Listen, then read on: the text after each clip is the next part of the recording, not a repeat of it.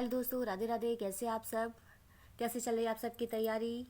आपको इस समय हम चैप्टर 2 डिस्कस कर रहे हैं। इसके बारे में पढ़ा रहे हैं कि पुष्पी पादपों में लैंगिक जनन क्या होता है, किस तरीके से पुष्पों में लैंगिक जनन होता है, नर युग्मक क्या होते हैं, मादा युग्मक क्या होते हैं। ठीक है, तो आज हम बात करते हैं परागण के बारे में। ठीक, देखिए परागण क्या होता है। देखो बेटा, हमेशा हम आपको बताते हैं कि हिंदी और इंग्लिश दोनों के नाम बताते हैं, क्योंकि पेपर में इतनी शुद्ध हिंदी में कभी कभी पूछ लेते हैं कि आपको समझ ही नहीं आता है क्वेश्चन ही क्या पूछ रहा है क्वेश्चन।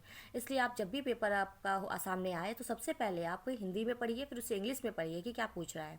ठीक, तो आज हम बात करेंगे परागण के बारे में। परागण को हम इंग्लिश में कहते हैं पॉलिनेशन। ठीक है, पॉलिनेशन। तो परागण क्या होता है? ठीक, तो देखिए, हमेशा नर युग्मक जो होते हैं, पुष्पों में जो नर युग्मक होते हैं वो होते हैं परागकण। ठीक है, तो क्या होता है? परागकण होता है। परागकण नर युग्मक होते हैं। ठीक, जिसे हम पॉलन ग्रेन्स कहते हैं। ठीक है, पॉलन ग्रेन्स, इंग्लिश में पॉलन ग्रेन्स कहेंगे। अब परागण की क्रिया कैसे होगी? नर युग्मक हो गए परागकण, और मादा युग्मक क्या होता है? अंडा होता है। तो जो मादा वाला भाग होता है उसे हमने आपको क्या बताया था, क्या कहते हैं? जायांग कहते हैं। और जायांग के कितने भाग होते हैं? 3। स्टिग्मा, स्टाइल, ओवरी, ये बताए थे। स्टिग्मा यानी कि सबसे ऊपर वाली टिप, ये जो ट्यूब बताई थी मैंने, इस तरीके से ये स्टिग्मा है। यहाँ पे सब परागकण, परागकोश ये बने हुए हैं, नीचे ओवरी है। तो स्टिग्मा यानी ऊपर वाली टिप जो है इसके, इस ऊपर सबसे ऊपर वाला जो इसकी टिप होती है, इसे वर्तिकाग्र कहते हैं हिंदी में।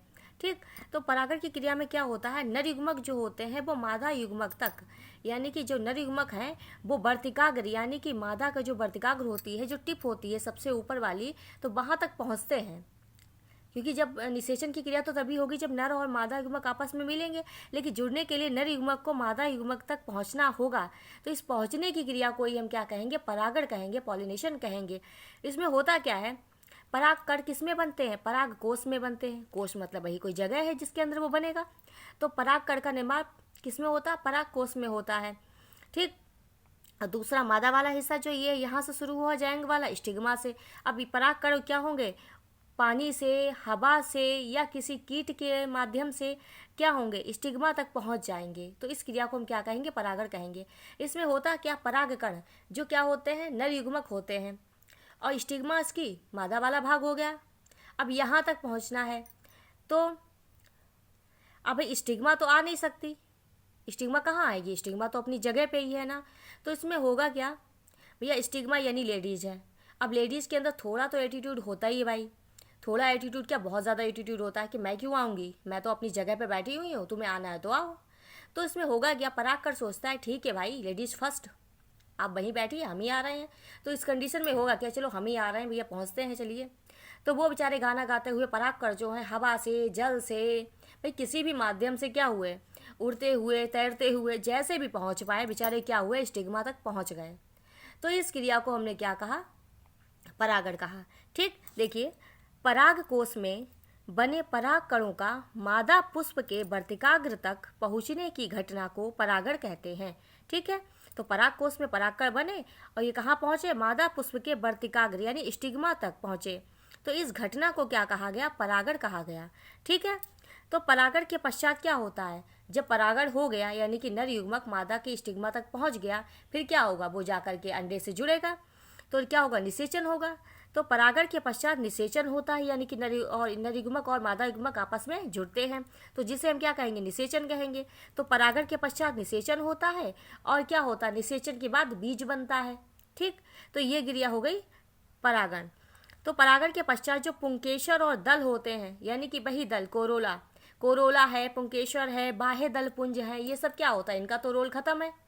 तो ये सब झड़ जाते हैं, गिर जाते हैं, खत्म हो जाते हैं। इन सब का काम खत्म हो चुका है, क्योंकि चाहिए नर युग्मक और मादा युग्मक चाहिए, बाकी चीज़ों का रोल खत्म हो गया। इसलिए पुष्प के बाकी जितने भी पार्ट होते हैं वो सब गिर गए। जितनी भी लाल रंग की पत्तियाँ हैं, हरी रंग की पत्तियाँ हैं, ये सब क्या हुई? गिर गई, खत्म हो गई। ठीक है, तो देख लीजिए, पराग कोश में बने पराग कणों का मादा पुष्प के वर्तिकाग्र तक पहुँचने की घटना को परागण कहते हैं। परागण के पश्चात निषेचन होता है। निषेचन के पश्चात बीजांड में बीज बनता है।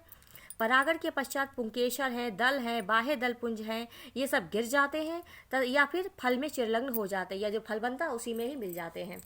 ठीक है, डिस्ट्रॉय हो जाते हैं। तो ये हो गया बेटा आपका परागण। बहुत इंपॉर्टेंट क्वेश्चन है, पेपर में पूछ लेते हैं, परागण पर टिप्पणी लिखिए।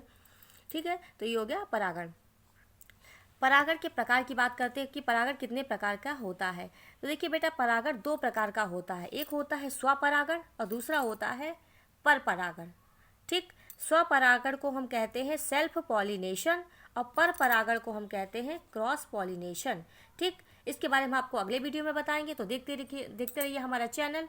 अगर अभी तक आपने लाइक और सब्सक्राइब नहीं किया तो फटाफट कर लीजिए। धन्यवाद।